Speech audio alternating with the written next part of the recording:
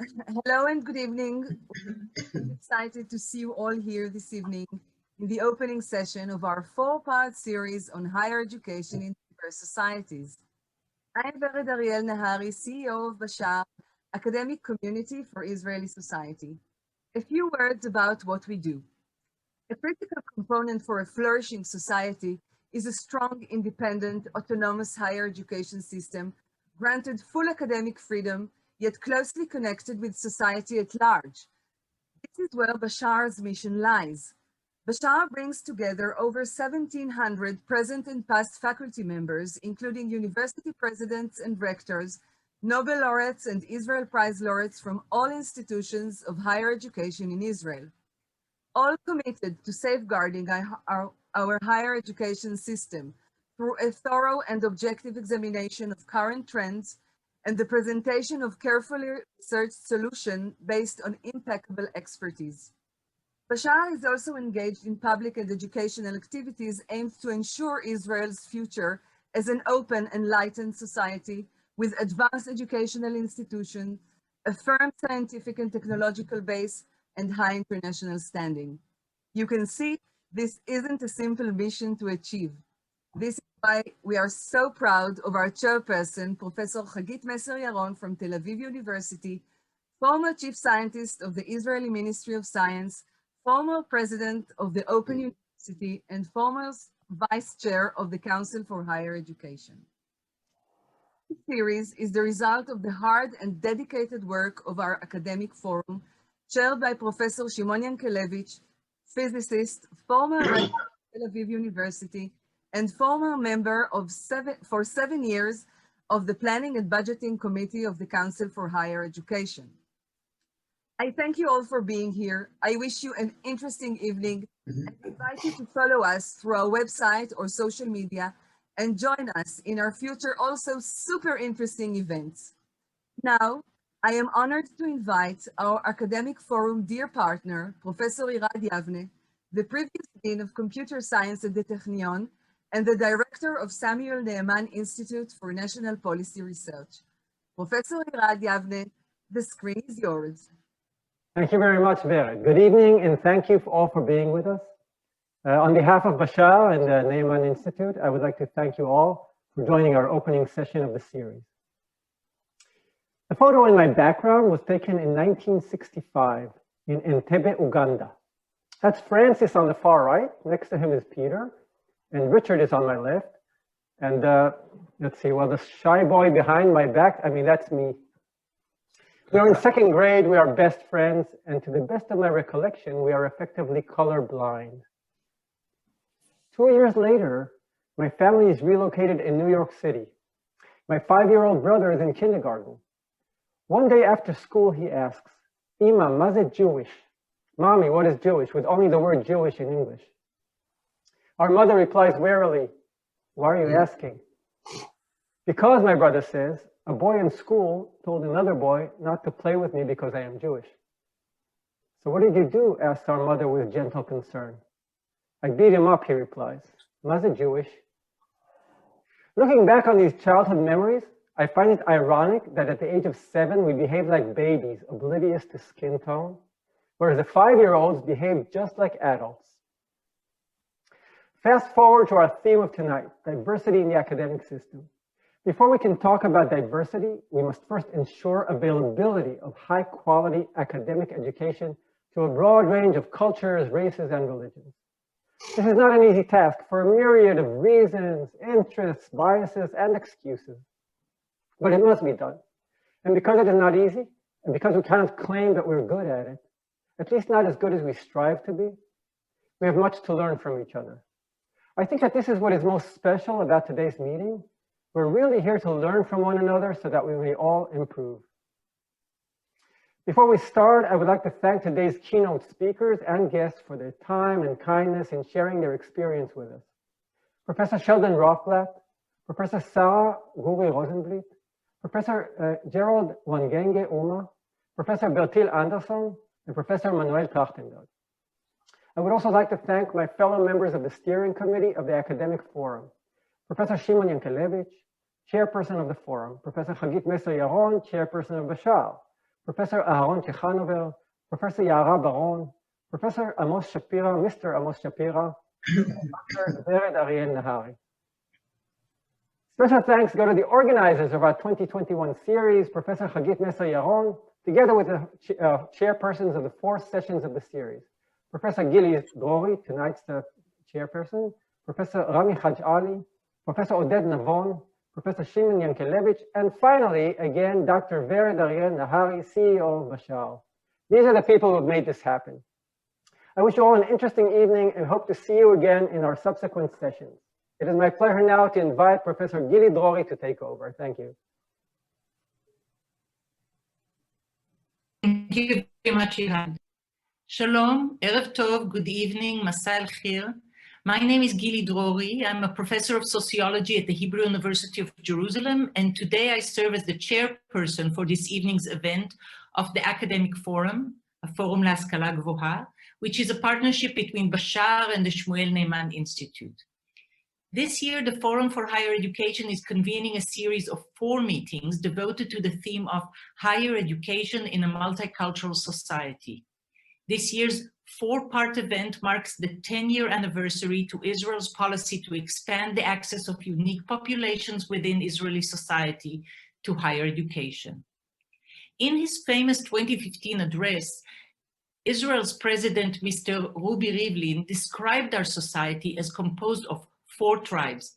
And indeed, the 2011 policy devised by the Planning and Budgeting Committee of the Council of Higher Education, under the leadership of Professor Manuel Trachtenberg, who is with us on this evening's panel, this 2011 policy aimed specifically at 2 of these 4 tribes, and also addressed the 3rd so-called special group.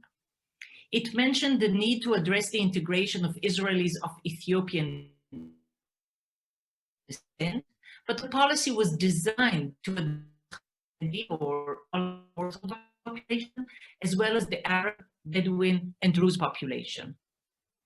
The policy had a single goal: to better engage or weave these 2 so-called tribes into the economic, political, and cultural fabric of Israeli society, and to do so by drawing them into higher education. A single goal, but through different means, which is a matter we will surely come to discuss in this 4-part series. 10 years have passed since the policy was enacted, and starting this evening, we come to reflect on the policy and its outcomes.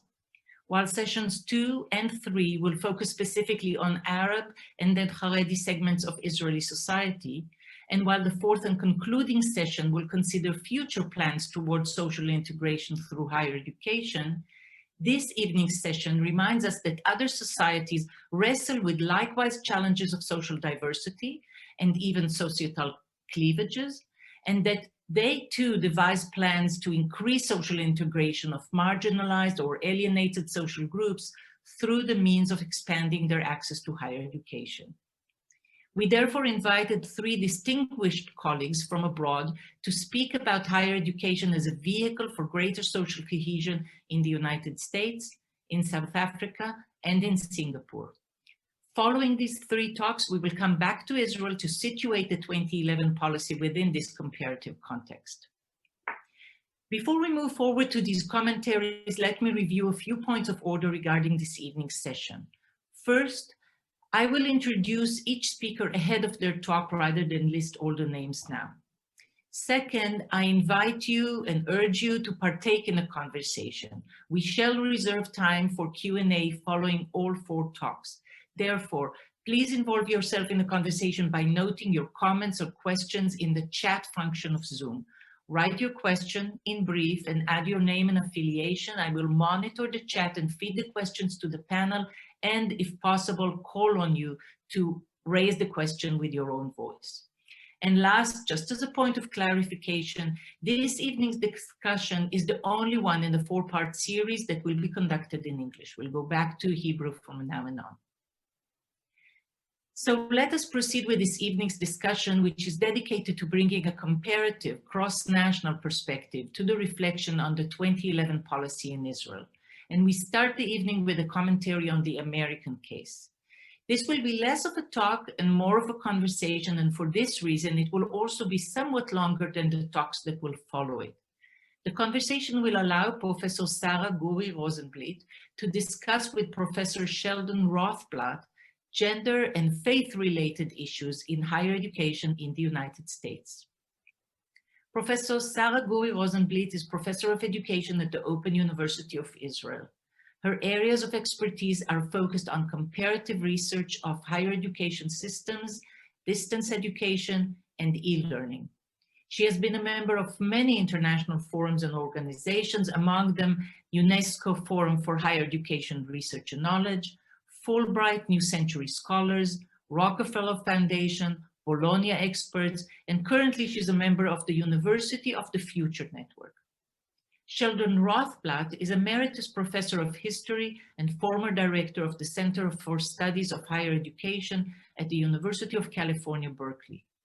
He is a member of the National Academy of Education in the US, Fellow of the Royal Historical Society of Britain, and foreign member of the Royal Swedish Academy of Sciences. His specialty is the comparative history of universities. So Professor Guri-Rosenblit and Professor Rothblatt, I invite you to come up to the virtual stage. Thank you. That I met Sheldon first nearly 30 years ago, my first sabbatical in Berkeley, and since then we became very close colleagues and friends. And we discussed these issues for many hours last month. We will focus on women's colleges in the United States and religiously related universities and colleges. But firsthand, Sheldon, you would like to make some introductory remarks on the US higher education. Yes, I would. Sarah, I can hear you. It's wonderful to see you. Gili is a little broken up. I wonder if there's a sound problem with Gili. Do you have that? It was written that the bandwidth is low when she was talking. Okay, so because I missed some of what she was saying. But at any rate, you and I have a lot to chat about, and you're going to keep me up to the mark. As a dear friend, when I tend to wander far afield, you will bring me back to where I'm supposed to be. And I just want to say, in reviewing our subject, I think it's more difficult to talk about American higher education than it was for the ancient Israelites across the Red Sea. I think that they might have had an easier time of it. But at any rate, there are some very basic, it's almost impossible, I should say, to really summarize American higher education historically and even today because of its enormous diversity. Because of the heterogeneity of the society. So many different religious groups, so many different kinds of peoples came here, and then also because of the initial settlement of 13 colonies, British colonies, each of which were different and each of which had a different religious dispensation. So there's a kind of genetic footprint there that really has to be kept in mind. There's enormous heterogeneity and diversity of the country, from a religious point of view, from an ethnic point of view, from a gender point of view, from a regional point of view. The different parts of the United States are really quite different from one another. And then because today, excuse me, it is a society of 50 states plus territories like American Guam or American Virgin Islands, right, Puerto Rico. So it's very difficult to really describe American higher education without understanding its enormous differentiation from all those points of view. And we're going to get to women's education in particular, but I think the initial point really is to understand that the provision for higher education for women in the United States follows the general pattern of the provision for men's education or for co-education, as I'll try to point out. So just a few basic points beyond that. The first is there is no national system of higher education in the United States. The American Constitution gives to each of the individual states the responsibility of establishing higher education.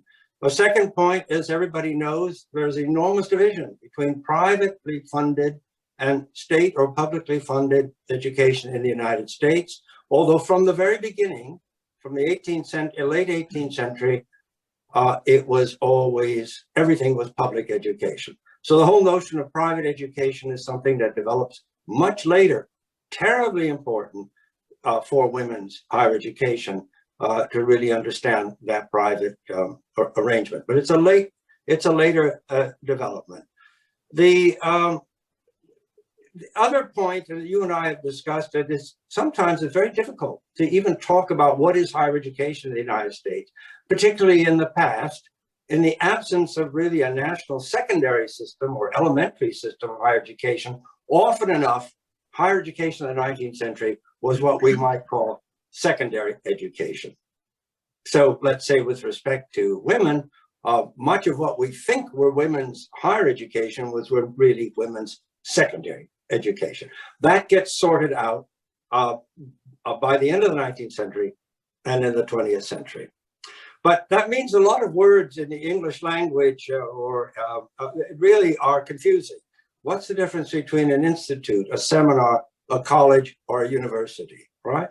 We'll perhaps come back to that, but it's not clear that if in America, if we say university, we mean an institution, as in Europe, that will grant a higher degree beyond a bachelor's degree. Not clear that it will. Some can't, right?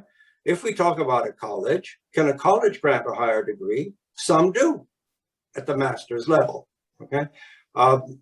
So we have words like institute, we have words like seminary, we have words like college, we have words like university, all of which have a kind of blurred historical past, okay? Another point is to understand the importance of what was identified by Alexis de Tocqueville, the great French visitor to the United States in the 1830s, as a civil society. That is, Americans have a very confused relationship with government, and hence a strong emphasis on philanthropy, voluntary associations, allowing individual groups to create colleges, schools, and universities, of which women's education in the United States was largely the result of civil society, although there were hesitant and tentative efforts to get women into public higher education from the late 18th century onwards in state systems. But by and large, the private is extremely important, okay? So can I ask and refer, speaking about the diversity and heterogeneity, that women's colleges were established mainly from the 19th century, when only in the 1960s there were 281 women's colleges. Today, only 33. So most of them became co-educational or were absorbed by universities. But from the outset, you told me that the diversity of women's colleges existed already, that in the South they had a different nature as compared to New England or California. Could you elaborate about it? Yes, no, all of that is quite wonderful, Sarah. The first is that the different regions were heavily influenced in different ways, and that affected the role of women. In the Northeast, for example, we had really, it's very important to understand the role of religion in American society. And we kept having what were called evangelical revivals from the 18th century right through the 19th century. This is a society in which religion has played an enormous role in the provision for higher education. So in the northeastern part of the United States, women were really, where the evangelical religion was particularly strong, it was thought that educated women would help support a strong religious, and they meant Protestant largely, dimension in domestic life, and ought to be strongly educated with that role in mind. In the American South, there's a kind of a shadow aristocratic culture where women were really given something like a finishing at school education and expected to be elegant wives, but also managers of a domestic household. In the western part of the United States, women's education, which is a later process, women were rather more independent. Fortunes were made in the West. Often the husbands would die, the women would inherit the money. And we find, if you go into the history of various universities, like my own, women in the late 19th century played an enormous role in establishing and supporting higher education. Much more independent, kind of frontier model independent woman. You did have these enormous variations. to really go into this in any detail would be so long, you know, we wouldn't be able to achieve it. But one would have to go into the separate kinds of women's institutions and how they function. But let me make some points I know you want me to make about why should women be educated in the first place, right? Okay. No, in separate colleges, this is what in separate colleges. Now, in separate colleges is really quite interesting. If you lived in the 19th century, you would not really want your daughter to go to an institution where there were a lot of men. Men were really they're adolescents. They were crude, they were vulgar, and as the boorish, really, the kind of macho culture, and as the society in the late 19th century became rather more imperialistically minded, there was a heavy emphasis on a masculine type of person, right? And women were expected to be very feminine.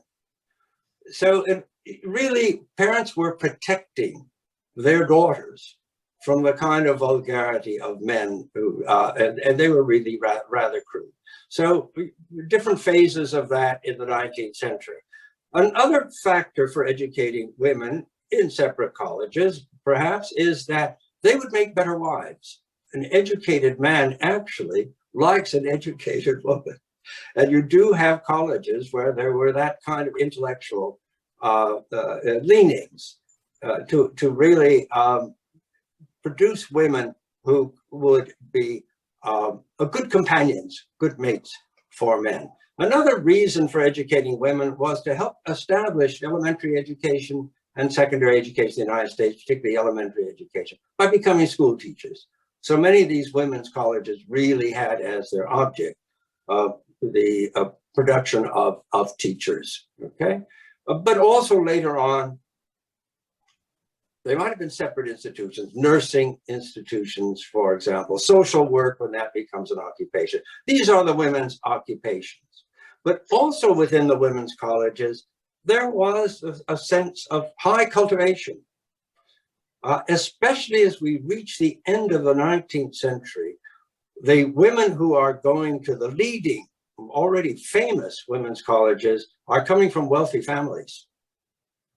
And they can really afford the kind of education you would call liberal, that is not focused on occupation so much, right?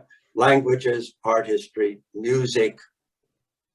Sheldon, I understood that today the 33 colleges that do exist, and one of your granddaughters also decided to go to such a college, although she couldn't get admitted to any prestigious university.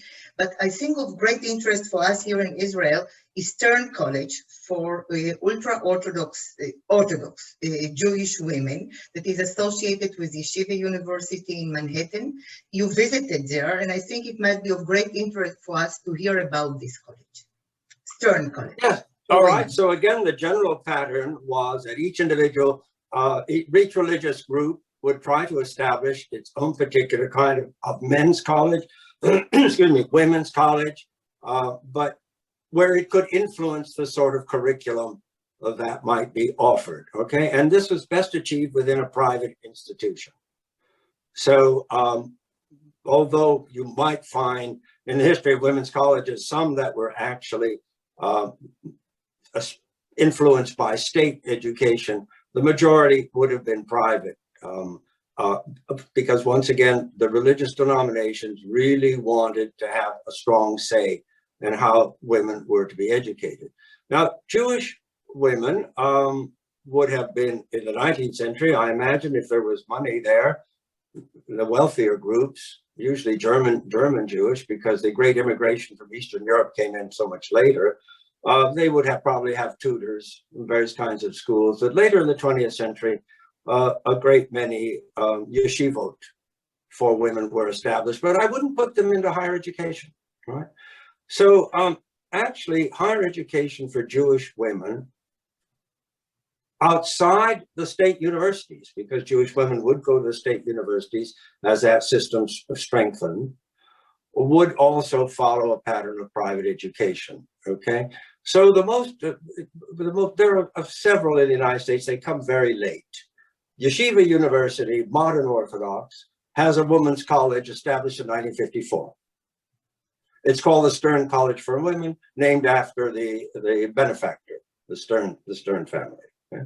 There are other institutions, much more Jewish institutions, like the Jewish Theological Seminary. I want to still don't run away from Stern College, because when we talked, you told me, first of all, that men teach in this college. Yes, that women in Stern College can take classes in Yeshiva University with men. And also the dress code, though it exists, there is a lot of debate about it. And women are also coming with jeans and t-shirts. So can you I'm not, one of the things excuse me, Sarah. One of the things I'm not absolutely certain about, even though I tried to find out, was the extent to which Stern College women can actually take courses in Yeshiva University, but certainly the Yeshiva University male faculty teaches in Stern College, okay? And women, and the curriculum is very broad now. It includes Talmud, for example.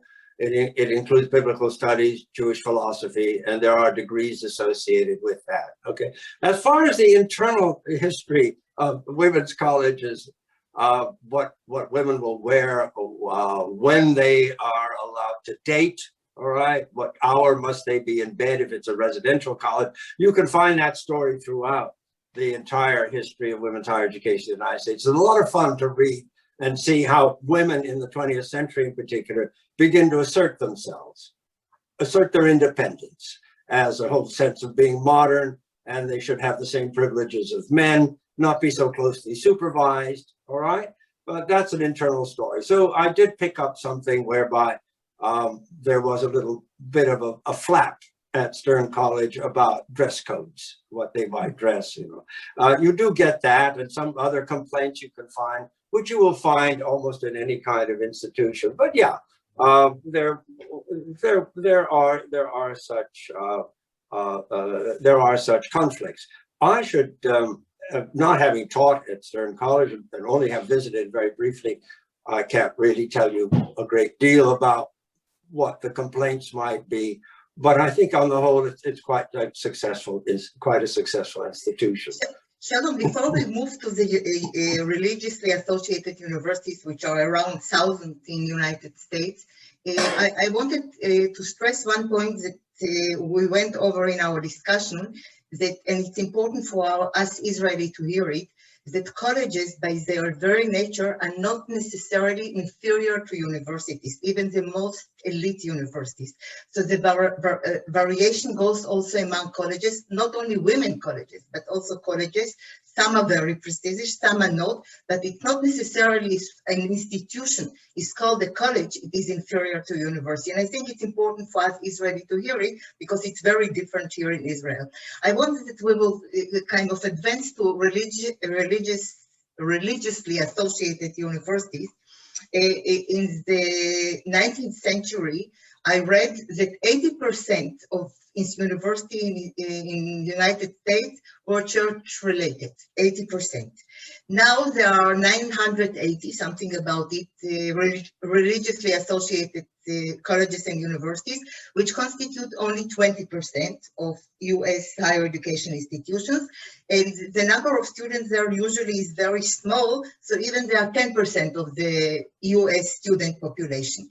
After retiring from Berkeley, Sheldon, you went 1 year to teach in Alabama at Stanford University, yes, which is the Baptist university, because you wanted to get the feeling, how is it to teach at such university? Can you tell us a little bit about it? Yeah. No, you're absolutely right about everything. Excuse me.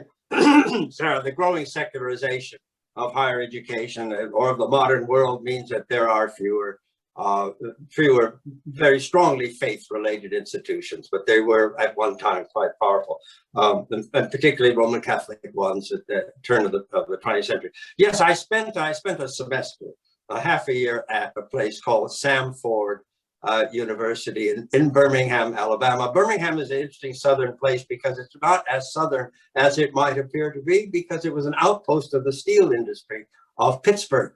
It has iron mines, but of course it was a terrible scene of civil rights violations and segregation. But it has moved very strongly beyond that. So Samford it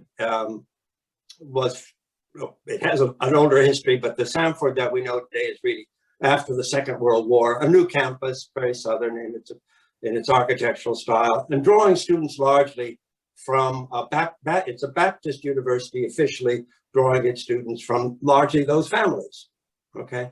The only Jewish person in the university was me.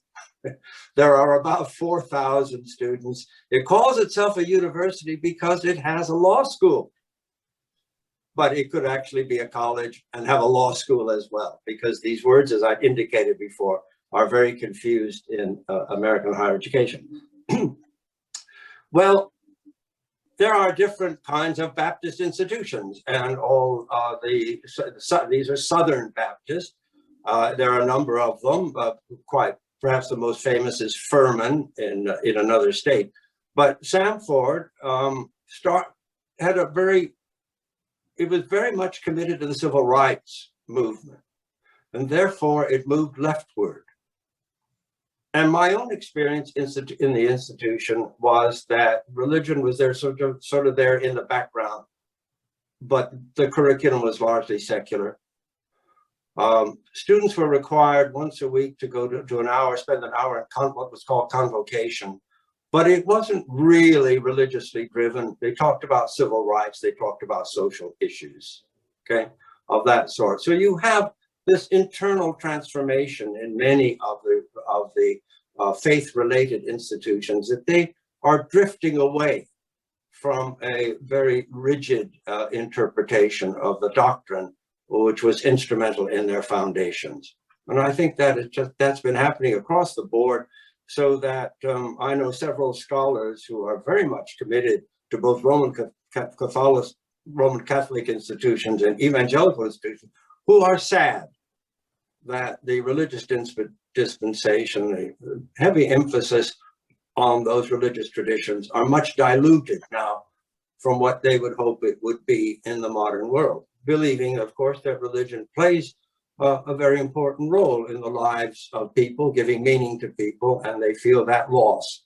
And that you told me that you had no problem to teach there about Karl Marx and Freud and whatever. No. They had erected taught freshman classes and then senior classes.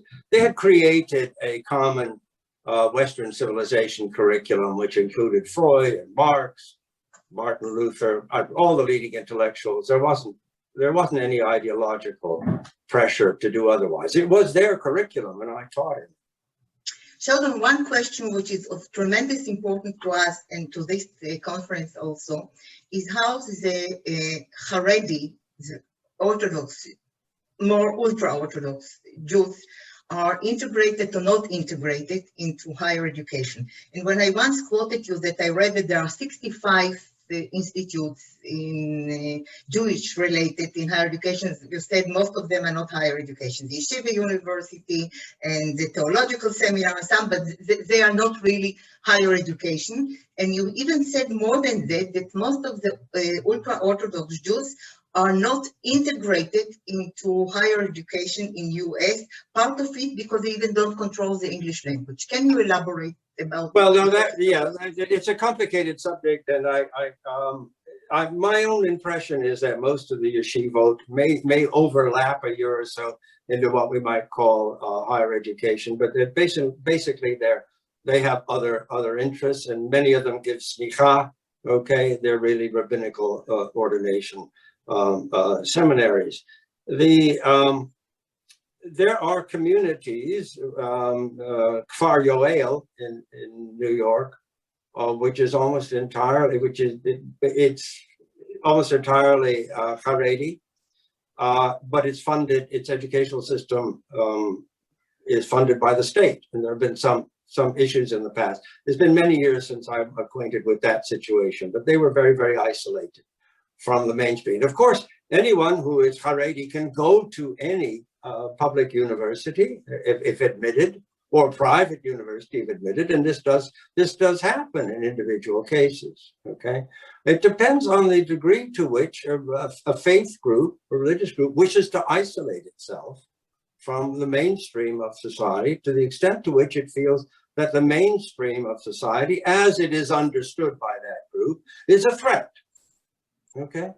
And if it is perceived as a threat, or if there are special values that the faith community wishes to preserve, then they will keep their children away from the more homogenizing institutions. Look, there are a lot of, I don't speak personally, there are a lot of issues in the modern world which are not comfortable, right?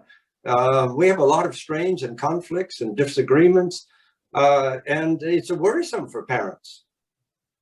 But part of the solution is like the theological seminar. You told me that they are collaborating with Columbia University. Yes. And if they don't have the labs, so they are teaching there. So there is, I think one of the nice things about colleges, also women's colleges and other colleges, that there is a lot of collaboration going between colleges and universities. And you told me also nearby where you live now, there is one college that probably will become part of Berkeley, that is going to disintegrate as a women's college and will become a residential college of Berkeley. So this is something very interesting. You said Brandeis University is a Jewish university, but it's totally secular. Yeah, Brandeis University was founded after the Second World War, simply because of the long history of anti-Semitism within American higher education. It's quite ugly, and a lot of books have been written, and we know exactly who were the anti-Semites, and particularly Lowell, president at Harvard, between the wars, terrible anti-Semite. Woodrow Wilson, the great American president, Princeton, president of Princeton University, anti-Semitic, and so it goes. So Brandeis was founded after the war to give Jewish students even more opportunity, although Jewish students were admitted, of course, to state universities, but there were quotas, and even in state universities, and some of them in the 1930s. University of California Medical School in San Francisco was one of them. Other such instances. But Brandeis is a completely wholly secular institution. Anybody goes to it, they have a mixed student body and so on. The Jewish Theological Seminary in New York was considered to be the intellectual center of American conservative Judaism. Okay. It happens to sit next to Columbia University, one of the original university colleges, the Colonial College. It was once called King's College. So it's across the street from Columbia University. Barnard College for Women is part of Columbia University, but it is independent in some ways. Okay, you have alliances and allegiances and associations. Yeah, so you have, and I think it's terribly important, these agreements between different kinds of institutions to educate the students in the other institution if courses that they might want are not available. And I gave you the example of the Amherst, Massachusetts, where I lived for half the year. There are the so-called 5 colleges. One is not a college. One is the University of Massachusetts, Amherst, which is the flagship research university, public university of Massachusetts. But for these purposes, the 5 colleges: Smith College for Women, still for women, one of the great ones. Mount Holyoke College for Women, still one of the great ones. Hampshire College, which was an experimental college founded by the others, right? The University of Massachusetts. And all of these colleges, students in one college or one institution can take courses in the other. And you have these arrangements, I'm sure, all over the United States. I think they're terribly important. The accreditation thing is actually very weak in Israel. We don't even have accreditation between Hebrew University and Tel Aviv, which is a priori. So in United States, it's working very well. Shalom, you are acquainted with the Israeli higher education system for decades. You know it very well. You were part of groups that we worked here in Israel. We are dealing now with establishing separate colleges for the Orthodox Jews, both for women and men, or an Arab university. How would you relate to such ideas? Well, you know, I've discussed this with you. I'm all for choice. And that choice in higher education, and it's the choice in higher education that's actually led to the decline of the women's colleges, because women have great choice in America now, so they can go anywhere, and they may not want that special experience, but some do. Well, I'm speaking now entirely from an American perspective. This is what I understand, and this is what I know. I do believe that in the world of which we're a part of today, the global world, that choice is important, that if you want to achieve really higher education systems that in some way accommodate the entire population, you know, we used to call that universal higher education, more than mass higher education, then I think the students have different needs, they have different abilities, they have different goals and aims in life. And I think that it's really good that higher education should recognize that and provide those kinds of opportunities. So I'm in favor of experimental colleges. I'm in favor of women's colleges, wherever they are, if that's what women want. I think that the differentiation is good. I think it's healthy for a modern society. But I also think that along with differentiation, a recognition that there can be cooperation between different kinds of institutions, right? So it seems to be contradictory, separate, and connected, but I don't think they are. The institution you also talked about quality, that you said that if you have a universal system, there is no way that all institutions is bad. Yes, you are finishing in half a minute. Thank you. Even less. That quality is an issue also here, that there is no one ideal type university. And it's obvious that if you have a mass-oriented system or even universal system, you are going to have various quality higher education institutions, and they still can collaborate. Yeah, that's a tricky one. We do have our status rankings, as you know. We have elite colleges, we have elite universities. They're globally ranked, they're famous. You're not going to get a uniform standard of achievement, student achievement, throughout a higher education system, but you may have to redefine the terms that you want. There may be different levels of achievement. You need to have, I still believe, an meritocratic elite. Those in the sciences, for example, are going to be the leaders in scientific or in scholarly fields, but you have all the others. And a modern society needs a terrific range of abilities. And I think it's healthy for society to create the institutions that recognize those abilities, and students within those differentiated institutions having an opportunity to also improve their standing as they grow older. You know, we have a lot of late bloomers in the modern world. Some people find their feet much later in life and go on to have brilliant careers, but maybe at the age of 17, we don't recognize that. Perfect. But at the age of 25, we do. And there you are. Like in orchestra, conductor says like this when he finishes to conduct. So we try to do it in 30 minutes. We will continue discussing it for hours, but this is the limit of our time. Thank you very much. Thank you, Sarah. Thank you, Gili. Thank you, Sarah and Sheldon, for this enlightening conversation about the place of heterogeneous higher education system in the United States and its relation with diversity in American society. Let us proceed to the second talk, titled Access and Equity in Higher, which will be given by Professor Gerald Uma. Gerald Uma is a professor of higher education and the director of institutional planning at the University of Pretoria in South Africa. He has served on several ministerial task teams on various aspects of financing post-school education in South Africa. And he is a member of the board of the Partnership for African Social and Governance Research. He holds a PhD in higher education studies from the University of Cape Town. So I invite you, Professor Uma, to deliver your talk. Thank you very much. Just trying to get my slides on. So I'll be talking to you about higher education in South Africa, and I'll be looking specifically at issues of equity and access. As you would know, South Africa has a long history of institutionalized discrimination, racism, and marginalization of a significant section of its society. In 1994, apartheid formally came to an end. And with apartheid, quite a number of things happened on the higher education landscape. So, for example, we had a binary fragmented higher education system where we had a university system and what one might want to describe as a polytechnic system.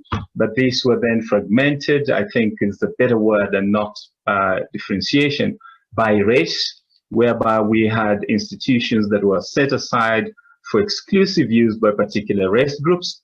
And it went beyond just that kind of exclusion. They also had institutions that were specific for particular language groups. So, for example, the University of Cape Town, my alma mater, was a university for white South Africans, English speaking. The current university where I'm based, University of Pretoria, was for white South Africans, Afrikaans speaking. And then we had universities for different Black ethnic groups. And the difference, the fragmentation went beyond just that. It was also about, geography. So we had institutions located in particular locales. Institutions for white South Africans were mainly in the major urban metropoles, and then universities that were set aside for the exclusive use of African groups were established in marginalized areas. Fast forward, 1994 happens, apartheid collapses, and one of the things that had to be done was to reform the higher education sector. So the system then moves away from being a binary education system, from being a fragmented education system, to one that is a single system. It's coordinated.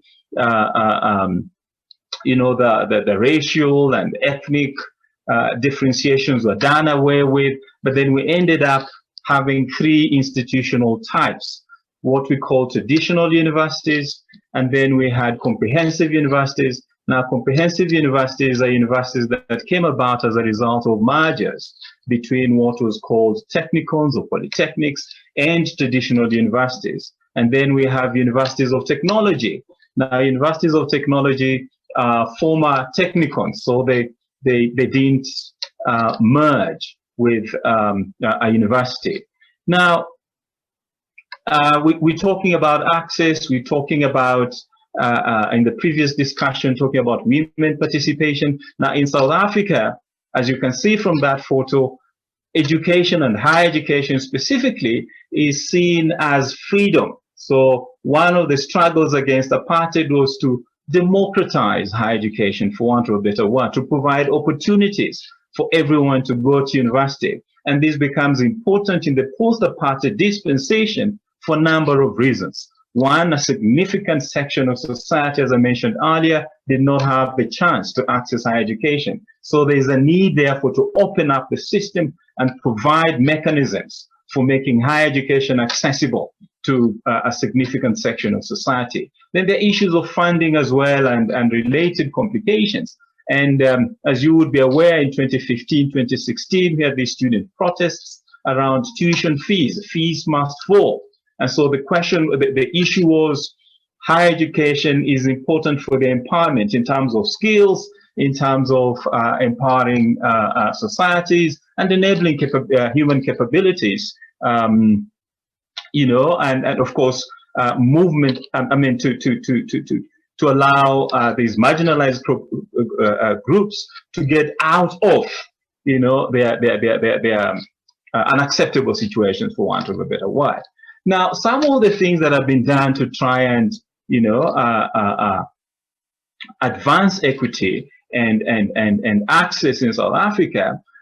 One, this is post-1994, the establishment of a national qualifications framework, which is very important in terms of structuring mobility and progression through the higher education system. So somebody can go to a college, and a college in our context is not, has particular connotations or meanings. So non-university institutions, for example, and they would find a way through to university and all the way to do their PhD. So that is kind of enabled by the national qualifications framework. And then, of course, we have the Council on Higher Education, which assures quality. Then a new funding framework post-1994, which has elements that seek to advance access and equity. Some of these include funding to support students who are not well prepared in the school system, so that when they come to university, they are supported and enabled, to complete their studies. The establishment of a national student financial aid scheme, extremely important in the context of the challenges in South Africa, the inequalities in South Africa. As you probably know, we are one of the most unequal societies on earth, with a Gini coefficient of about 0.65.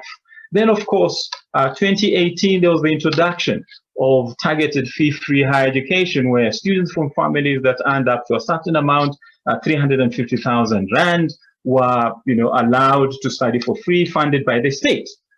Now, what I'm showing you here is a table that captures some of the changes that have happened in terms of opening up access and making sure that the different population groups, have opportunity to go to university. Now, as you would see, the information, the data that I'm presenting here is disaggregated by gender and also by population group. So you'll see the movement from say 2002, where it's now disaggregated by the various categories that I've mentioned, and the move of how the different population groups are represented or underrepresented, if you will. So from what I'm showing here, you'll see, for instance, what we call in South Africa the colored population group, or some would call them biracial, but they're not necessarily biracial. So it's a complex, population group. They're the most underrepresented in South African higher education. Then you have the white population group in South Africa that remains, the dominant group, not necessarily in terms of their numbers within the higher education system, but the proportion of white South Africans that go to university. So that's the point that I should clarify. The intention is to make sure that by 2030, at least we've got 30% of 18 to 24 or South Africans in the 18 to 24 age category going to university. Another important point from what I'm showing you here, which is a bit, it's not the case across the continent as in Africa, is the dominance of women. And the previous conversation was about women. Now, as you can see from the data that I'm showing here, the bigger, the higher participation rates are by women, which is quite progressive and something that is very welcome. But then we've got another challenge. If you're talking equity and access, you also have to talk about success, because it doesn't make sense to provide opportunities and then people cannot finish their studies, get the qualification, get jobs, get empowered. And so you'll see, so these are 3-year degrees. Just about 30% of students who get into university for 3-year degrees manage to complete within that 3-year period. And a lot more of them stay in the system for longer. Now, that has a number of implications. One, it means, the system is not efficient. We're not creating space enough to bring in new students, and some of this, one of the reasons why we have this trend is because of our school system, which is performing suboptimally. So we get students who are terribly underprepared, and by the time they come to university, their language skills, their quantitative skills, and other skills that they would need for them to thrive are not fully developed. But of course, again, you have to look at this in the context of South Africa and the question around social capital. A lot of these students are coming from marginalized families. Their parents do not have a university education. So they do not have the social capital, or sufficient social capital for them to thrive in a higher education environment. Now, again, in the previous conversation, we talked about differentiation and different, the structure of the higher education system and all that. This is how the South African higher education system looks like, and this is 2014 data, but it's a great deal of it remains the same. Now, the key point I want to emphasize here is we have this pyramid where the bulk of our students, for secondary education students, go to university. We don't have, in other system differentiated system in the US, for example, the bulk of them would be two-year colleges, you know, and other technical type institutions. But then here, the bulk of them go to university. That has a number of challenges from a sustainability point of view as well, you know, and from the point of view of opening up the system and creating these diverse opportunities for all students to come in and different kinds of students to come in, as it was mentioned earlier. Then I talked about fees. Fees is a big issue in South Africa, again, because of the history of South Africa, 0.65 Gini coefficient. We've got a small group that is privileged. We've got a majority that are underprivileged. This creates a challenge from a policy point of view in terms of what kind of tuition fee regime shall we put in place? Now, given the context in which we find ourselves in South Africa, it becomes a bit difficult to have a system that is fair to everyone. So as I mentioned earlier, in 2018, government decided, okay, we're going to go for a targeted tuition, a fee-free system, where students who come from families that earn a particular amount would be able to study for free, funded by the state. So this is similar to the system in Chile as well, where they have also targeted, you know, fee-free higher education system. Of course, this has got its own challenges, and probably.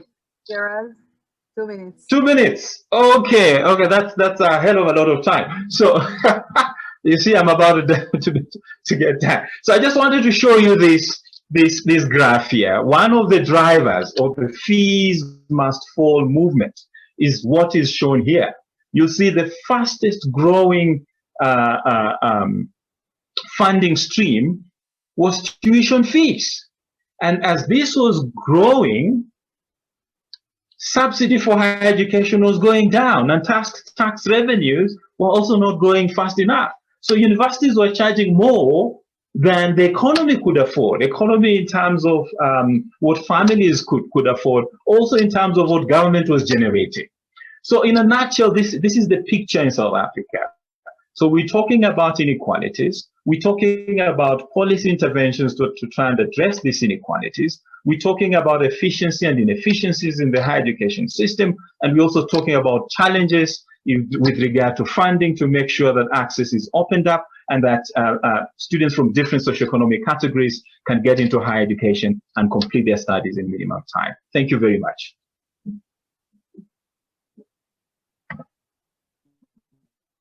Gerald, thank you very much for this broad review of both the system and the challenges that it faces in South Africa. The third talk will be by Professor Bertil Andersen, and it takes us to a small but nevertheless culturally diverse society, to Singapore. Let me introduce Professor Bertil Andersen. He is a Swedish biochemist who earned his PhD at the University of Lund in Sweden, and as a faculty member spent most of his career at Stockholm University, engaged also as a fellow of Imperial College London. He's a member of the Royal Academy of Sciences in Stockholm and was for about 15 years involved in the Nobel Committee for Chemistry. For the past 20 years or so, Professor Andersen held numerous roles of academic leadership. Following his role as president of Linköping University, Professor Andersen held the position of CEO of the European Science Foundation.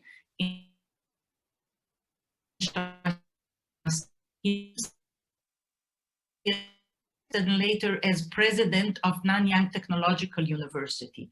And it is these 12 years in Singapore that set the foundation for his talk before us this evening. Last but not least, I should say that Bertil Andersen currently lives in Israel, and as he describes himself. Or let's take the second slide to start with. So thank you very much, and it's a privilege to talk a little bit about my years in Singapore from education and diversity. And Singapore is, of course, a very small country. It's a city-state with a population of less than 6 million. It was before, in 1965, an English colony. Next slide, please. So it's indeed, and that's why I think it's a topic for today, a multicultural society of particularly Chinese, Malay, Muslim, and Indian populations. These are the big ones. There are also other small ones, Eurasians and Europeans, of course, in that country. English is the common language, and English is the academic language in Singapore. And of course, as academic knows, it's a country that in the last 20-25 years has emerged rapidly within high-level international academia. Next slide, please.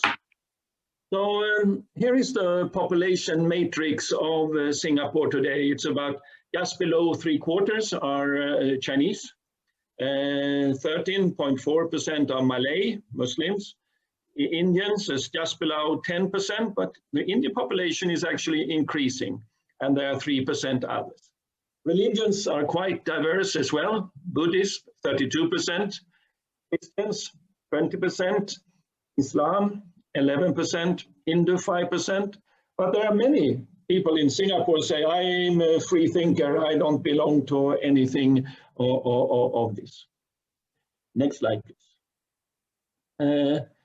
I don't have time to go into this in details, but there are actually a lot of commonalities between Israel and Singapore. They are young countries. Of course, Israel is a much older country than Singapore, being from 1948. Both are multi-ethnic society, little natural resources. They both had to rely on their people.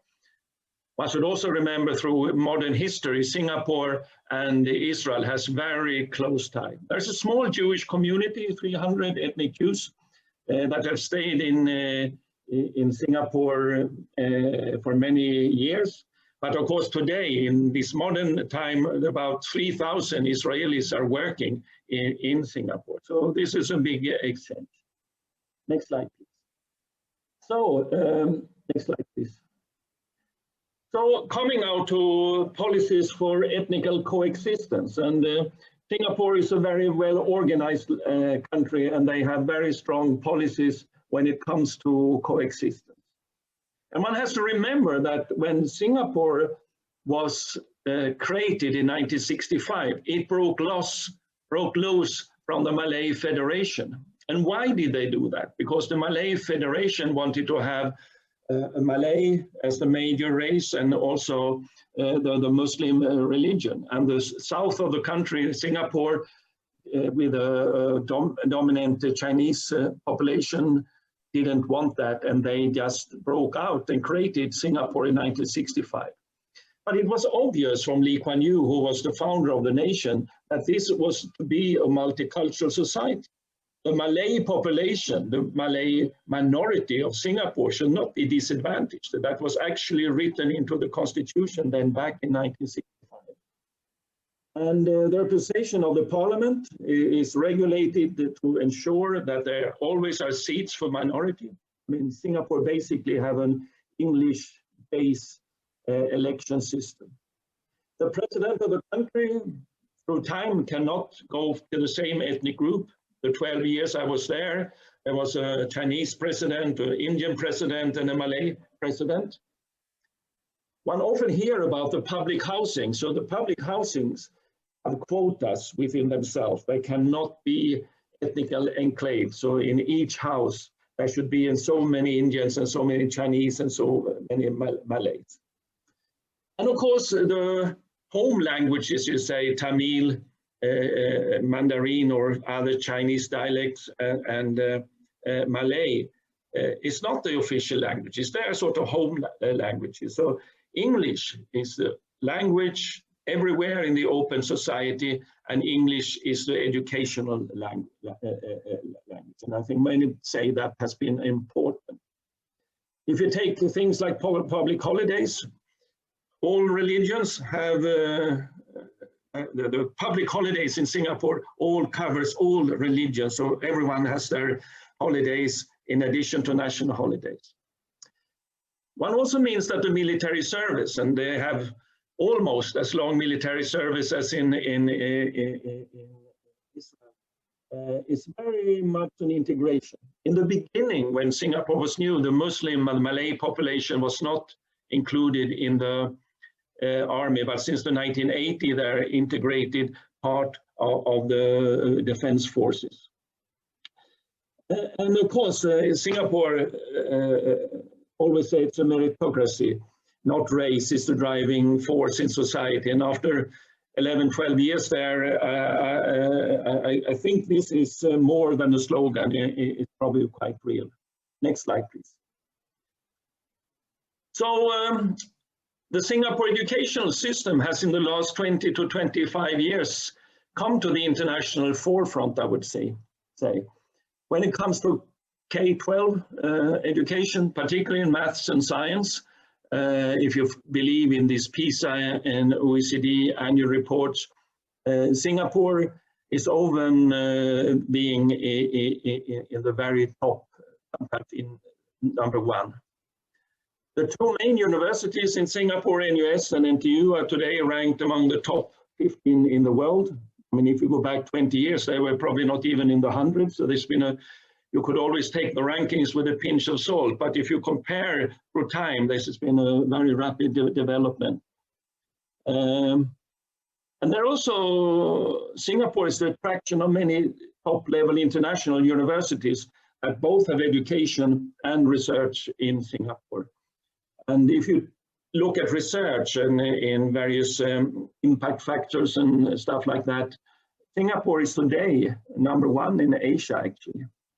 They're also leading in innovation. One could call Singapore a small, smart nation, just like Israel and Sweden. So I'm very proud to be both Swedish, Israeli, and Singaporean in that sense. Next slide, please. So Singapore does some things quite different, and some of them are good. I think maybe not all of them are good, but some are good. And that is to give the teaching work a very high status in society. So a newly educated teacher in Singapore earns more money than a lawyer or a medical doctor. And of course, that sets a tone in society, not only for the teachers, but for education as such. And all teachers are trained at the National Institute of Education that was part of my university. And each teacher, each year, have to go and top up their knowledge and learn the latest things of developments in their discipline. Next slide, please. We can jump that slide. Next slide. So I feel the K-12 school system is quite robust, I would say, in Singapore. And there's also close scrutiny of Ministry of Education. I mean, some people will say maybe it's too robust, it's too competitive in a sense, and I guess that's something in that. So there's mainly state schools that are mixed, but there are also private schools, and you can say they are either international or they are religious. The international schools, you could say, mainly for the expats, and you have to realize there's a lot of expats in Singapore, up to 25–30%. There are 6 Muslim schools, but they are also under strong scrutiny of the ministry. So they can not only have religious topics, they must have maths and science and be judged according to the norms of other schools. The Christian schools, like Evangelic and Catholics, are quite secular schools, actually. And as I said before, it's a strong curriculum driven with strict examinations and grading, and there still comes the meritocracy in, and there also comes the debate, is this a too competitive system in a sense? Next slide, please. So there are many universities in Singapore. The two main ones I already mentioned is National University of Singapore and Nanyang Technological University. But also INSEAD has actually more activity, I think, in Singapore than in Paris. Imperial College is running medical education in Singapore, Technical University in Munich, James Cook University as well. Hebrew University of Jerusalem is present, particularly on the research side in Singapore. Next slide, please. So the admittance to the university is, of course, important. So again, you have a fairly amount of international students in Singapore. So between 88 to 90% of the students on the graduate levels are Singaporeans. at the graduate level and postdoctoral and PhD levels, actually the Singaporeans in a minority, which shows that Singapore young kids are not so interested maybe in a longer academic education. 26% of Singaporean cohort enters into university education. And here I missed that from my slide. If we look at the numbers for the races, then you have 30% of the Chinese cohort, and 11% of the Indian, and 8% of the Muslim or Malay populations. And of course, you could say here is a big domination from the Chinese population, and so it is. The good news, however, is that particularly for the Muslim, they have gone up. If you go back 30 years back in time, it was below 1%, and now it's up to 8%. So the curves are going in the right direction, but of course, here is more to be done. And importantly, there are no preset quotas is set to admittance to the university from a racial point of view. Next slide, please. So the tuition fees, there are tuition fees in Singapore, but they are relatively low in an international comparison if you compare, for example, with the US and the UK, which is easy to compare with.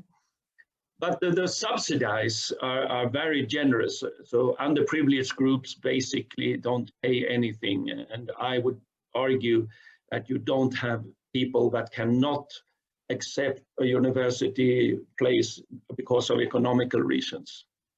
And of course, there are no special courses or classes for certain ethnic groups. Everything is entirely integrated and mixed.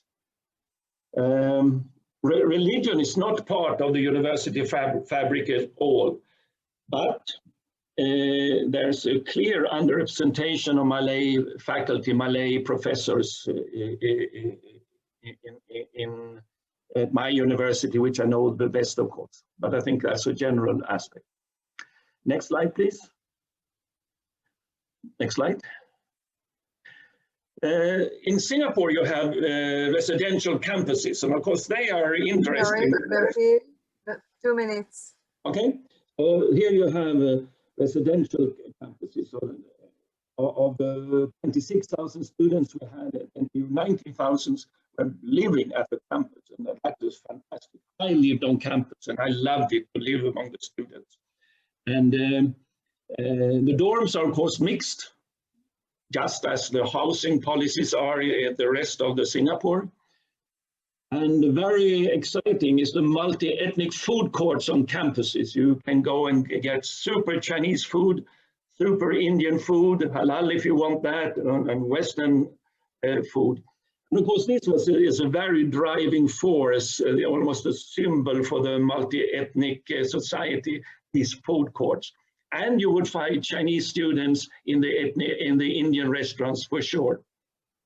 No religious spaces, apart, I would say, from discrete Malay prayer rooms at the university. Plenty of advanced sporting facilities with mixed population, races, boys, girls, and so on. However, as a university president, I failed with cricket. Only Indian students play cricket, I can assure you that. Next slide, please. Oh, let me come to the conclusions in 43 seconds. So, ethnical aspects, I would say, is not a major issue at Singapore University. That was not what kept me awake at night.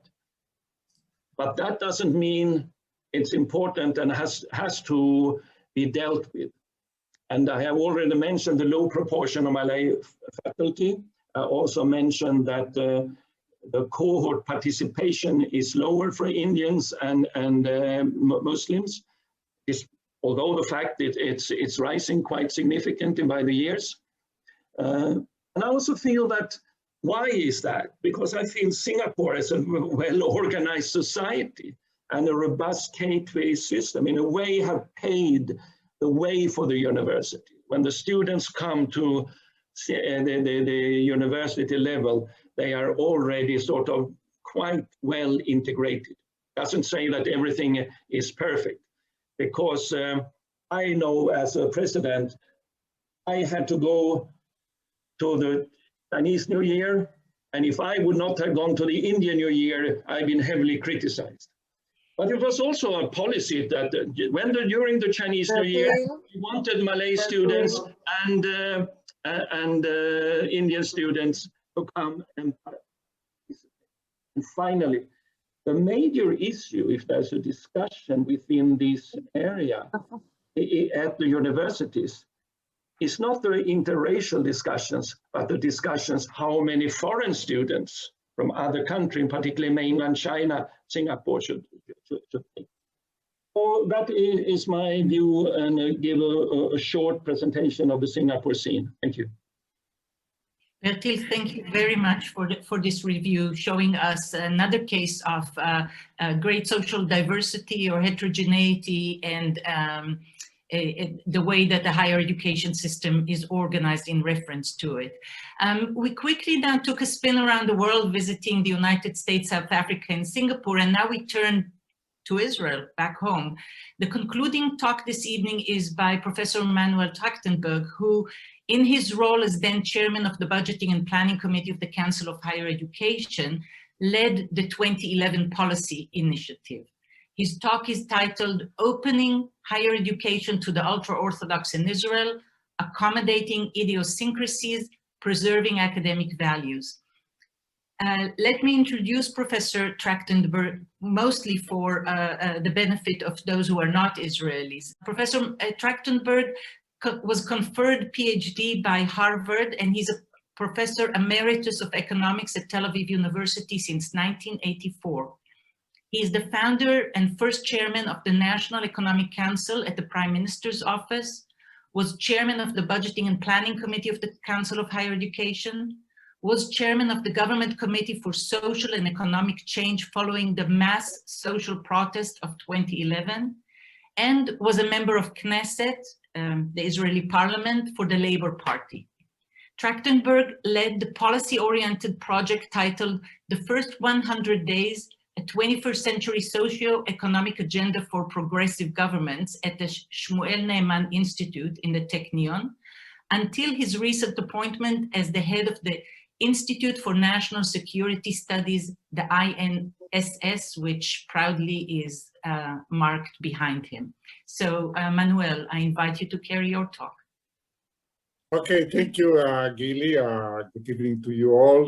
You know, we're way beyond the attention span of Zoom, so perhaps I should sing, or I don't know what. I mean, do something entertaining to keep you awake. But I guess I will be kicked out from any forum in Israel if I do that. So I will try to do my best. You know, Bertil, I was thinking that what you should do when you are here in Israel, in Netanya, is to set up a business to import teachers from Singapore. Because, you know, the way you describe them, I mean, it's kind of in Israel, it's the opposite. You know, they're very low paid, you know, the system is bad, and so forth and so on. So we should talk about that, okay? It's an idea we could patent it. So let me try to get serious. So Gili, you mentioned the famous speech by our president, Rivlin, talking about the 4 tribes. And indeed, or was it Barrett? I don't remember, but you know, one of you. And indeed, if you ask nowadays how to characterize Israeli society, that's the one thing we can agree upon in Israel, that we are made of tribes. Anything else we cannot agree. And this has implications for everything. Of course, also for higher education. And, you know, in this context, what I want to remark is something that we should always keep in mind. Higher education, the system of higher education, universities, as we know them, they are a distilled product of Western civilization. It's not just, you know, something that is that can flourish by itself with the local characteristics, cultural and otherwise. No, it's a model. It's Humboldt. Okay, it's something which corresponds to some basic principles and values and axioms. For example, we cherish enlightenment, we accept the authority of scientific expertise. We pursue the individual realization and bettering economic conditions as goals. We adhere to gender equality, universality, and so forth. All those values and principles that underlie the very foundations of higher education systems as we practice the system, the universities, are in the background typically because, it's obvious that they are there. Not so when you deal with tribes. And in fact, I think that the basic issue when we confront diversity in Israel, not everywhere, is that these basic values of Western civilization that underlie higher education clash or collide, some of them at least, with the norms and values of some of our tribes. That's the basic issue. There are additional issues that I will mention in a moment that have to do with socioeconomic conditions and geography and so forth. But the basic one, the crucial one, is that clash. Now, as it was mentioned, a decade ago, give or take 2010, we undertook a very ambitious multi-year plan and budget for higher education, and we designed it with two goals in mind, two, not 10, two. The first one was after years of tremendous quantitative expansion of the system, the creation of colleges and so forth, to put the emphasis on quality, not on quantity.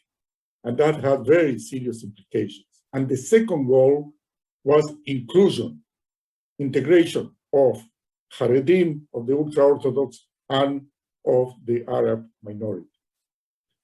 Now, when we look at it a decade later, we can say very clearly that it was a huge success with respect to the integration of the Israeli Arab minority, a huge success.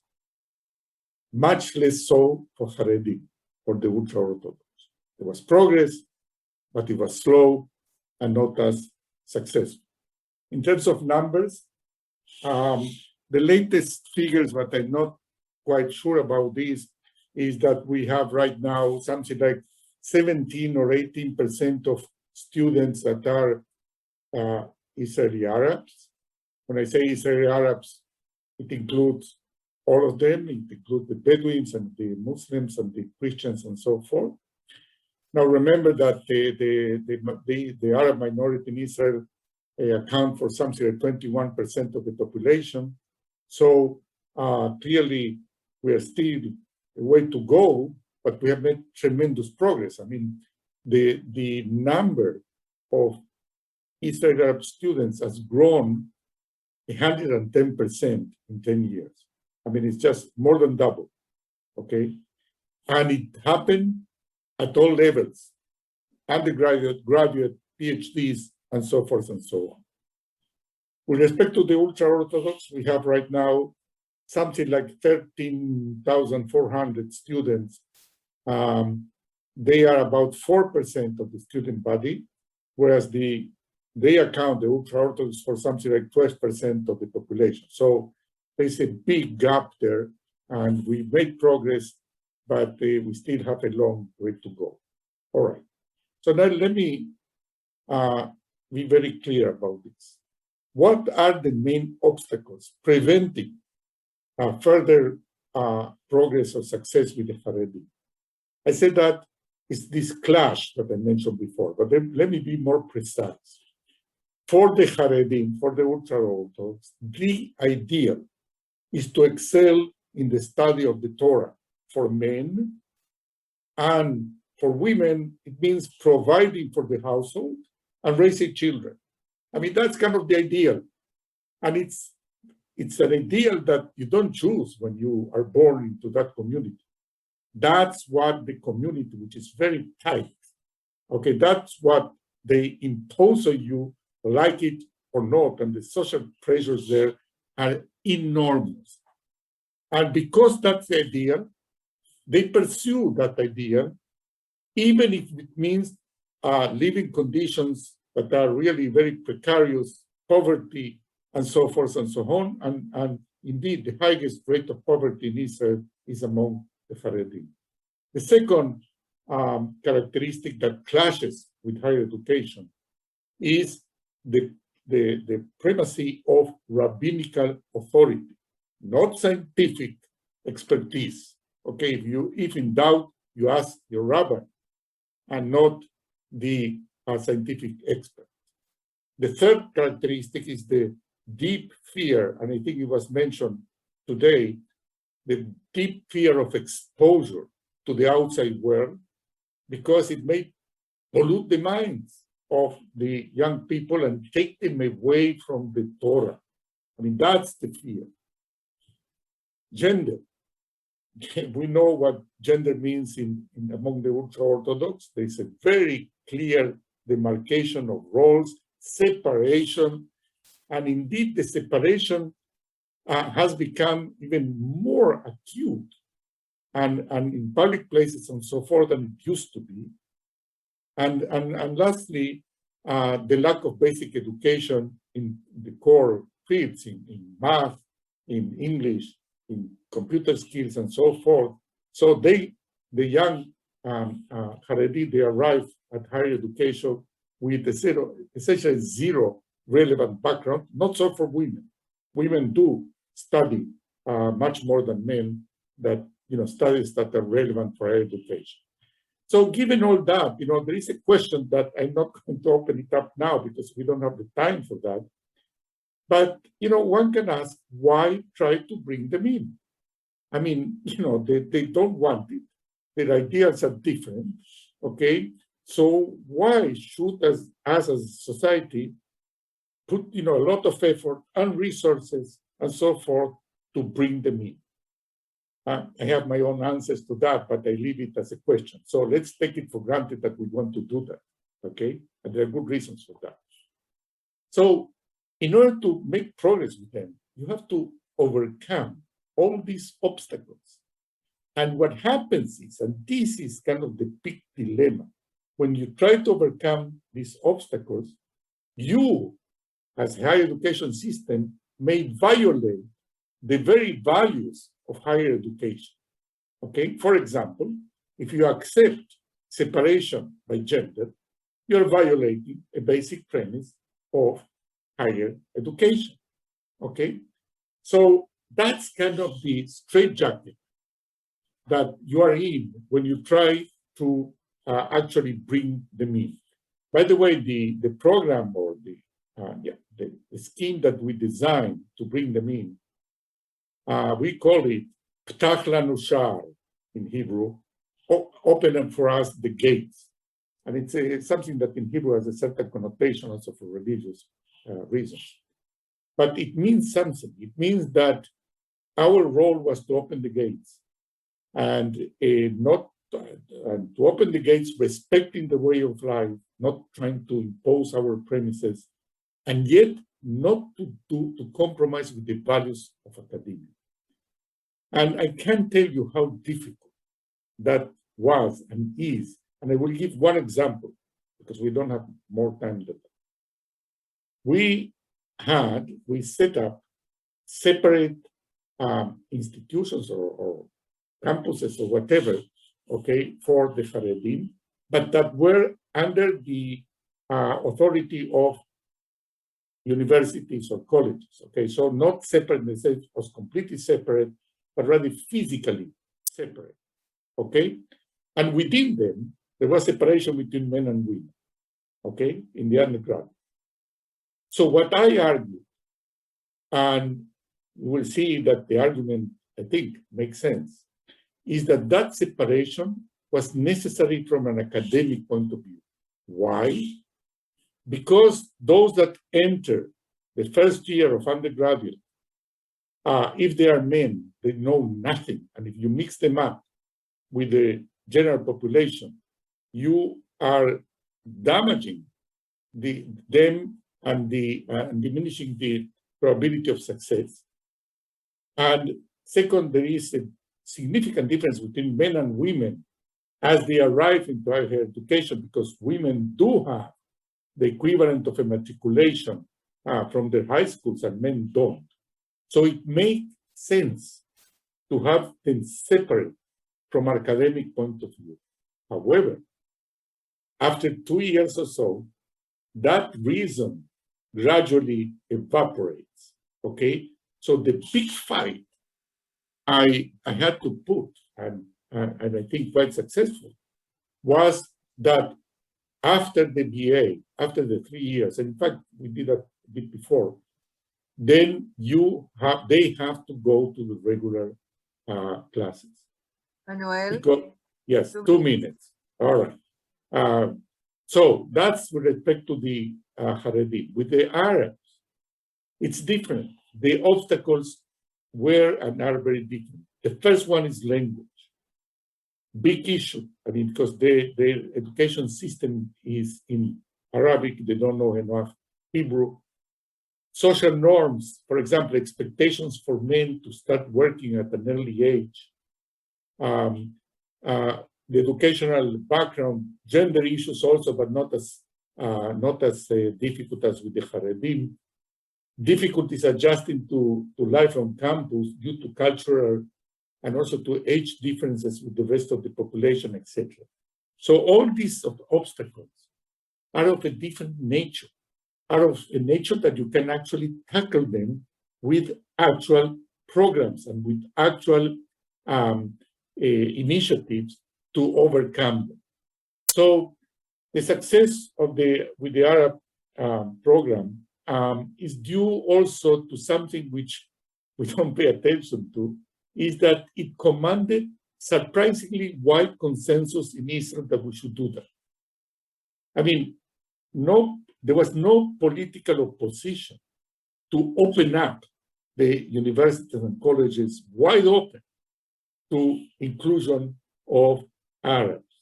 That's surprising, given the huge divisions in Israel in the political arena. And the second key to success was a holistic approach, meaning in order to make it succeed, you need to start from high school and go all the way through the system. So the final word. What I think that these 2 experiments prove is, one, that it can be done, even with all the difficulties we face in Israel. However, you have to study very carefully each of these populations, and don't be patronizing. Don't try to impose. Try to bring them in by adapting to their characteristics, by compromising to some extent, at least in the short run. But at the same time, you have to be very careful not to violate the basic values of academia. Thank you. Thank you very much, Manuel. Your comments indeed reveal for us both the general considerations in setting higher education path for social integration of marginalized group, while also accentuating the particular or context-specific consideration. So thank you very much. Now to the discussion of this evening's event, let me remind us that this evening session reveals that many societies wrestle with challenges of social diversity, and that also these different countries devise plans to increase social integration of marginalized or alienated social group through the means of expanding access to higher education. This is indeed the theme that sets the rationale for our cross-national comparative survey of higher education in culturally diverse societies. So we shall now take about 20 minutes or so for questions and answers. And I'll keep monitoring the chat function. Please add your comments and questions there, but I'll take the chairperson's prerogative and start with the first question. Each of you pointed to a key attribute race, ethnicity, religion or religiosity, and gender, an attribute that is most salient as a barrier for higher education, therefore that policy, either institutional or national policy, needed to address. But could you speak to intersectionality? Could you elaborate on the intersection or interaction of these various attributes and how their interaction, and I'll phrase it more cautiously, how has it or maybe it has, how did it make the barrier to higher education become insurmountable in your society? Sheldon, maybe you'll start with commenting on the intersectionality of attributes in American higher education. Yeah, well, thank you, Gili. I don't think barriers, the barriers were the barriers of income when we developed private education. That was clearly a barrier. Barriers of anti-Semitism, barriers of civil rights issues affecting the African-American population, enormous barriers there. So they followed, that community followed the general American pattern and established its own colleges and universities, including separate women's college. Spelman College for Women in Georgia, in Atlanta, Georgia, is a famous African-American women's college and part now of a larger system. Native American populations, they too were discriminated against. Those were the kinds of barriers. The system actually, it highly differentiated, simply kept reflecting whatever was going on in American society, and opening up, but not all at once. The other point I would like to make is a major barrier to higher education was something that has been touched upon by others, and that was the late evolution of feeder systems, schooling systems.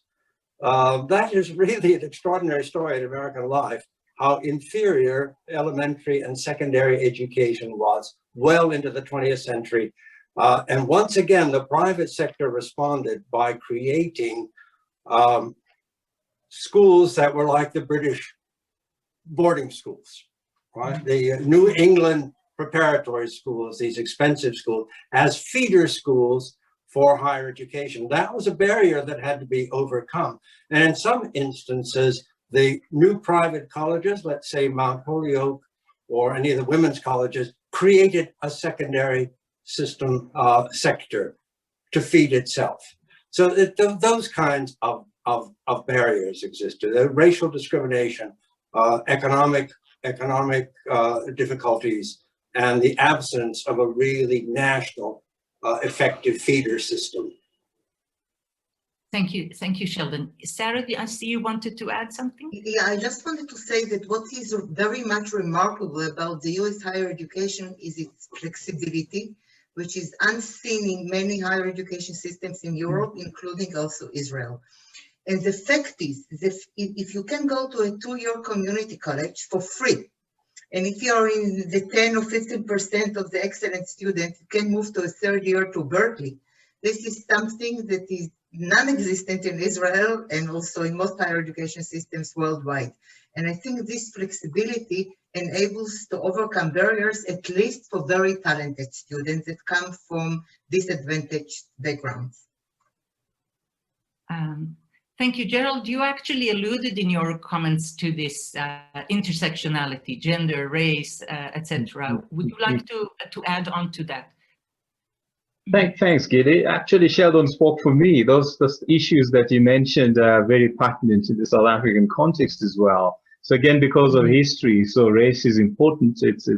And then there's class, linked to that. Then there's geography. Again, there's some kind of a path dependency, historical context and all that.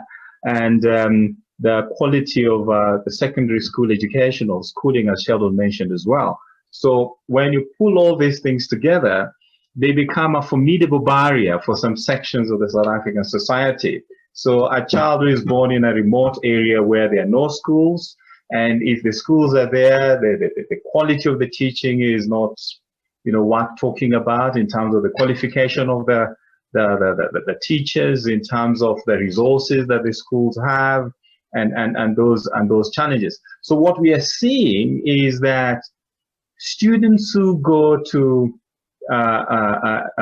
well-resourced schools are mainly from middle-class families, you know, and the majority of them, almost 70% of students who go to university or who pass the school matriculation exam that qualifies them for university come from privileged backgrounds, you know. So the poor are still largely left behind. The interventions have not done much to open that up so that there is, in a sense, a real equality of opportunity.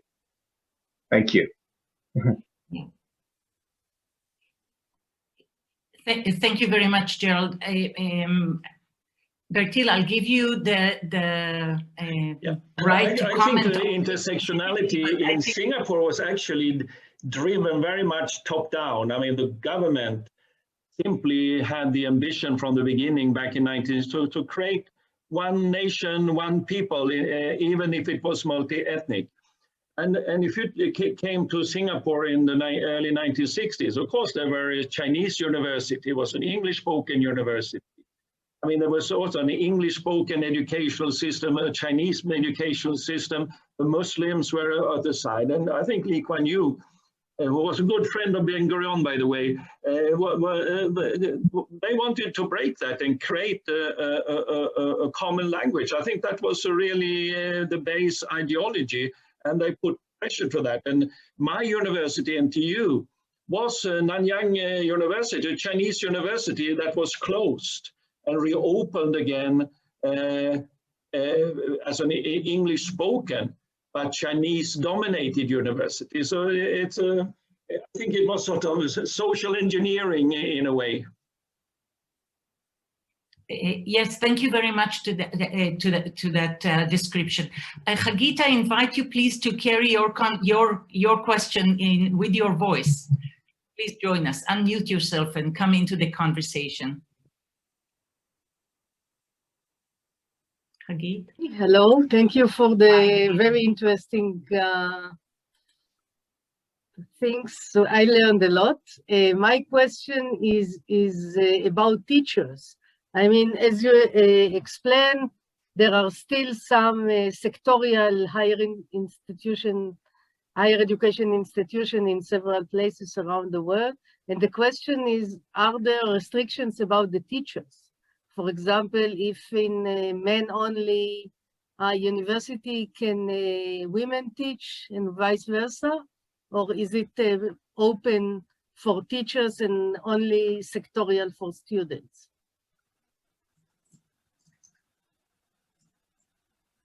Any one of you who wants to? Well, no, there's no, I think that the gender distinction doesn't exist anymore in the United States. Women can teach. Well, we don't have very many men's colleges left. I don't know if we do have any, but certainly women are increasingly represented in higher education. In fact, women undergraduates now, what, are 55% of the student body in America.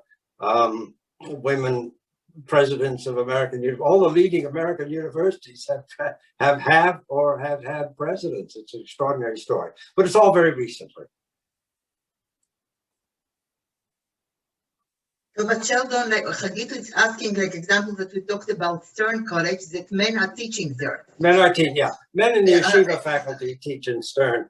I'm not so sure. I don't know if it works the other way. That the Stern College women faculty. Yeshiva University, for example. Yeah, I'm not sure. I'd have to look that up. But certainly it works the other way. It's more tricky about the other direction, at least with Gerald, how is the modeling? Sorry, go ahead, Hagit. I apologize. I asked my question.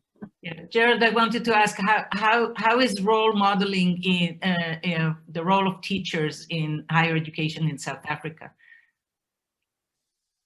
Well, I mean, that's a tough one in the sense that if you stay with the gender dynamic, whilst the majority of our students are women, just like in the case of the United States, about 55% of enrollment in the system is composed of women. Women lecturers are in fact a minority, you know, and it's even more pronounced if you look at the various faculties and courses that that women take and women teach. So there's kind of feminization in education, in the social sciences, and underrepresentation in your engineering and medical sciences fields. There is a deliberate effort, as I mentioned earlier, when it comes to underprepared students who come into university with 400 beta mark, relatively lower marks. So we have what we call foundation programs. So that would be the closest to some kind of a mentorship system, but it goes beyond mentorship. So the idea is to support these students to pace their studies at a speed that would allow universities to provide support to the students for them to be able to catch up and fill some of the gaps that they come to university with. Yeah. Yeah. Thank you for that. Bertil, would you like to add a comment about the situation as you see it in Singapore has one higher education for teachers, and that supplies the whole system. It's not that Chinese teachers go to Chinese schools. That is not part of the fabric. Thank you. I'd like to bring a question that Sonia, I see, had written in the chat box, and she had written specifically about South Africa because I'll share with you, Gerald, she had taught at the University of Johannesburg. But the question goes to all of us, and she asked us if you could comment on negotiating linguistic policy, as well as what she calls the missing middle, issues of intercultural competences that are crucial to using higher education in culturally diverse societies. So could you comment on linguistic diversity? This is particularly, this is of importance, I guess, outside the, well, actually not the US system. Bertil, how about you start with commenting on it? Is there any provisions for linguistic diversity? Yes, it is. I mean, English is the main language and common language in Singapore, but it's also compulsory to have the home language. So at least I would say all Singaporean kids becomes bilingual, at least. Thank you very much. Gerald, because the question was for you.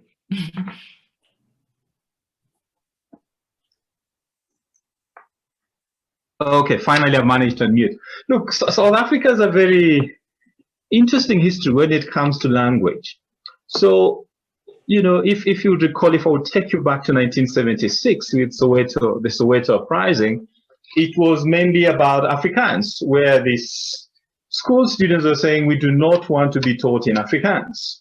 You know, fast forward, post 1994, there's a new constitution that reifies actually multilingualism, you know, and creates 11 official languages and provides room for universities to teach in any one of those official languages, you know. So at that point, we end up having, you know, universities like Stellenbosch using English as their main language of instruction, University of Pretoria having a dual medium policy where they've got English and Afrikaans. Fast forward, 2015, 2016, with Fees Must Fall, there was also Roads Must Fall, and there was the whole question around transformation and institutional cultures and all that. And universities were forced to now have to engage that language question.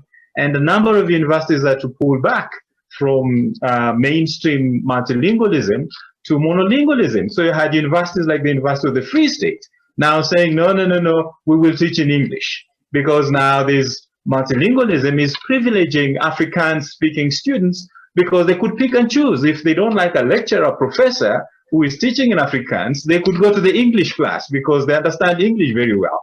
But the other students who did not understand Afrikaans did not have that choice. University of Pretoria does the same thing, where they decide, no.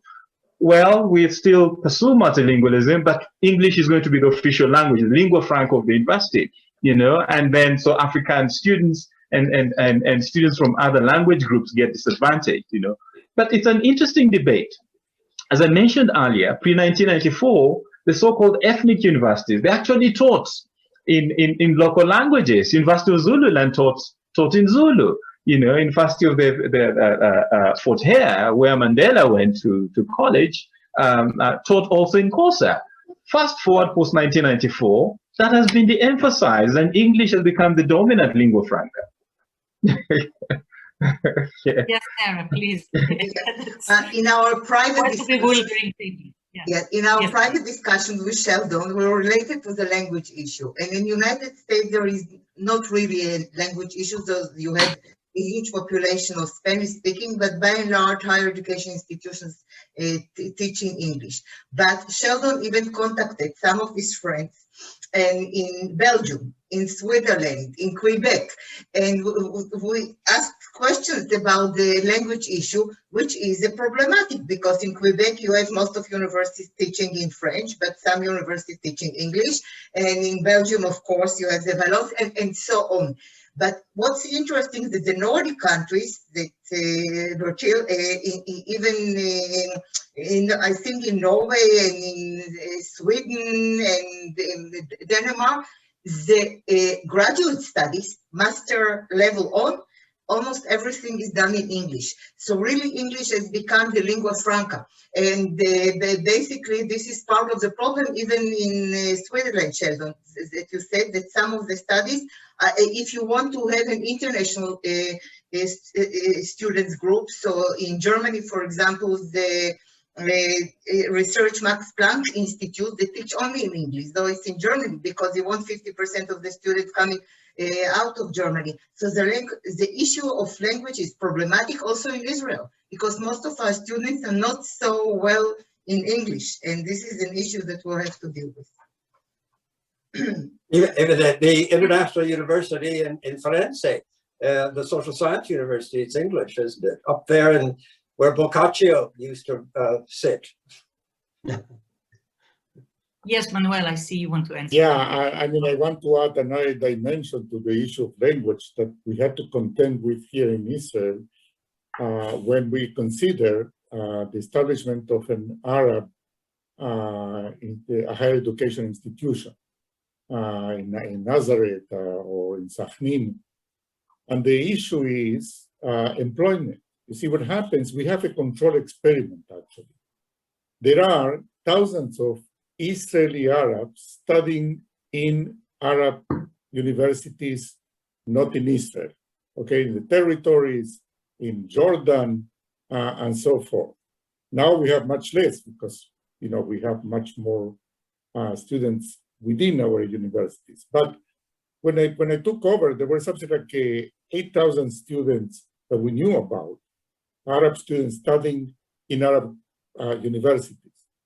And their complaint was that when they come back with degrees, they have big trouble finding employment and making progress, careers, and so forth, because of they didn't know Hebrew well enough, and not just the spoken language. I mean, the language, the technical language, okay, that you need in certain professions, okay? And so there is a trade-off there. You can make it easier for them, you know, by having them study in their mother tongue, but then the difficulty will come later on. So, you know, there are no clean solutions to that, but that's a further dimension to take into account. Thank you very much. I think we now started crossing all these elements, particular elements across the different countries we have come to, but we are getting tired of sitting in front of Zoom for a long day and now for 2 hours already for this sort of discussion. So let me wrap up, but I do want to mention a few of the questions that were raised the chat, either privately to me or to all, because some of them reveal the potency of the conversation we only started this evening and will continue in the coming sessions. Shimon, for example, asks us, ask you, but it will remain as an answer for all of us to contemplate. Where are the red lines about crossing or compromising on academic values when we set the value for social integration and opening these gates to higher education wider and wider? Another question that came up and was specific about the technical profession, this question came from Judith, But it actually, this question goes to the seam between secondary and tertiary education. And what could we do when all of us are so concerned with higher education policies? What kind of influence are we exerting on primary and secondary education in order to be sure that once we open the gates, the question of compromising on academic standards doesn't come up at all. So this is yet another debate that we would have to come back to. And the last provocative question I would have raised had we had the time would have come from David Levi-Faur, who had to leave before he could ask it in his own voice. And that is, we would have loved to hear about those failures in the systems that you're talking about. We are, all of us, impressed about the opening of the gates. We all see the challenges before us, but if you could identify for us and point to us in the next conversation to those places where we have failed and we see that changes needed to come in order for those open gates to effectively lead to the goal we have had hoped for. So let me conclude this evening's panel, starting with thanking our guests, Professors Guri Rosenblit, Rothblatt, Uma, Anderson, and Trachtenberg. Thank you very much for your lectures and contributions to this evening's discussion. I thank you not on my behalf only, but on behalf of BaShaar, the Shmuel Naaman Institute, and the Forum for Higher Education. I also want to thank all of you who joined us this evening and added with your comments and questions to the conversation. I am sorry we couldn't bring all of your questions to the discussion. The second point I want to say is I want to raise a few points of information before we all say goodnight, or goodnight on our side of the world at least. First, we in BaShaar wish to take this opportunity of having so many of us in this forum of our friends and members to survey the preferences about the format for us meeting in the future. As everybody here knows, Israel is opening up.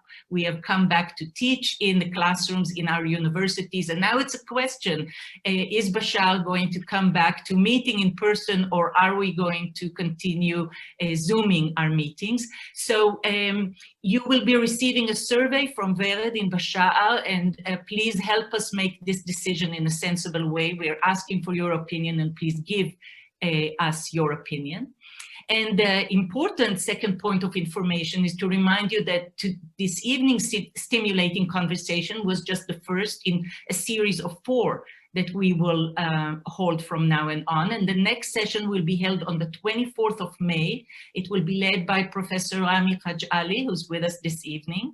And it will focus on the access of Israeli Arab population to higher education in Israel. And through this focus, reflect on the goals and the successes and the pitfalls of the 2011 policy. So please join us on the 24th. You will find more information about this meeting and the others in the series or other activities on BaShaar's webpage and on its Facebook page. So good evening, shalom, masai al-khir, goodbye. תודה רבה, גילי. בכיף.